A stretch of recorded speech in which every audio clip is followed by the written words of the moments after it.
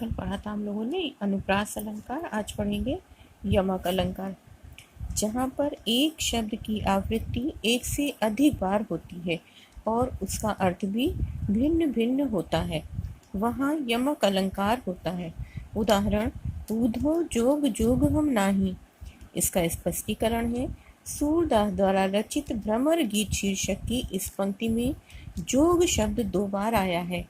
प्रथम जोग का अर्थ है योग साधना तथा दूसरे जोग का अर्थ योग्य से है। गोपियाँ ऊधो से कहती हैं कि तुम्हारी योग साधना के योग्य हम नहीं हैं। अतः उपर्युक्त उदाहरण में यमक अलंकार है। इसके बाद श्लेष अलंकार है।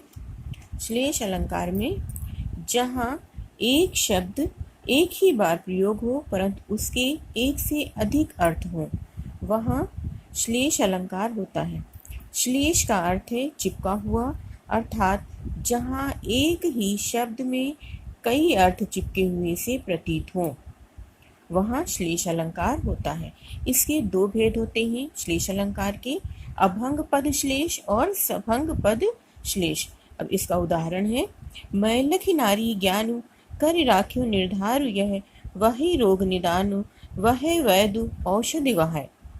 यहाँ पर इसका स्पष्टीकरण इस प्रकार से है कि मैं लखी नारी ज्ञानु, नारी ज्ञान का श्लेष अलंकार से उदाहरण है। यहाँ पर नारी ज्ञान के 2 अर्थ स्पष्ट हो रहे हैं। एक नारी ज्ञान का अर्थ नारी स्वभाव का ज्ञान है और दूसरे नाड़ी ज्ञान। इस तरह से उपर्युक्त सोरठे छंद में ये जो दिया हुआ उदाहरण ये सोरठा है।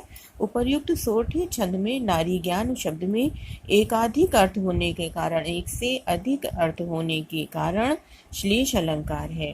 अब इसके बाद यहाँ पर अब आपके ये शब्द अलंकार पूरे हो गए हैं। अब अर्थालंकार के भेद। अर्थालंकार में सबसे पहले आता है उपमा अलंकार।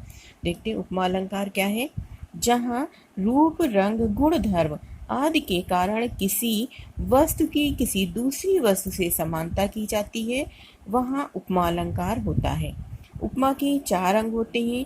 जहाँ ये चारों अंग होते हैं वहाँ पूर्णोपमा, जहाँ 1 या 2 अंग लुप्त हो जाते हैं वहाँ लुप्तोपमा, तथा जिस उपमा में एक ही उपमेय के अनेक उपमान होते हैं उसे मालोपमा कहते हैं। उपमा अलंकार के अंग कौन कौन से हैं? उपमेय, उपमान, वाचक शब्द और साधारण धर्म। तो सबसे पहले देखते हैं उपमेय।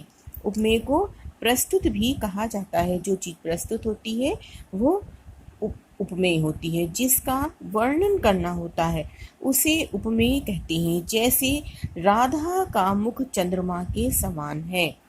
इस वाक्य में राधा के मुख का वर्णन किया हुआ है, अतः मुख उपमेय है। इसी को प्रस्तुत या वर्णीय भी कहा गया है। जो चीज़ प्रस्तुत है वो उपमेय है और जो अप्रस्तुत है, जिससे समानता की जाती है, तुलना की जाती है, वो उपमान होती है। अब सेकेंड नंबर पे उपमान, वर्णीय वस्तु की जिस वस्तु के साथ समानता दिखाई जाती है उसे उपमान कहते हैं। उपर्युक्त उदाहरण में राधा के मुख की समानता चंद्रमा से की गई है, अतः चंद्रमा उपमान है। एक नंबर 3 पर है वाचक शब्द।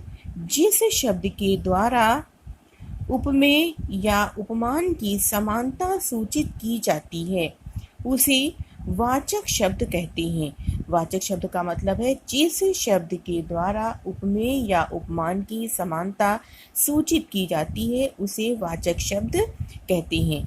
समान, सम, जिम, ज्यों आदि शब्दों के माध्यम से समानता व्यक्त की जाती है। उपर्युक्त उदाहरण में समान शब्द वाचक है कि राधा का मुख चंद्रमा के समान है। समान शब्द वाचक है। इसके बाद नंबर 4 है साधारण धर्म। जिस गुण के लिए उपमा दी जाती है उसे साधारण धर्म कहते हैं। उपर्युक्त उदाहरण में सुंदरता शब्द साधारण धर्म है। अब यहाँ पर ये उपमा अलंकार हो गया। अब उपमा अलंकार के जो भेद हैं वो अगले वीडियो में आपको पढ़ाएंगे। Thank you.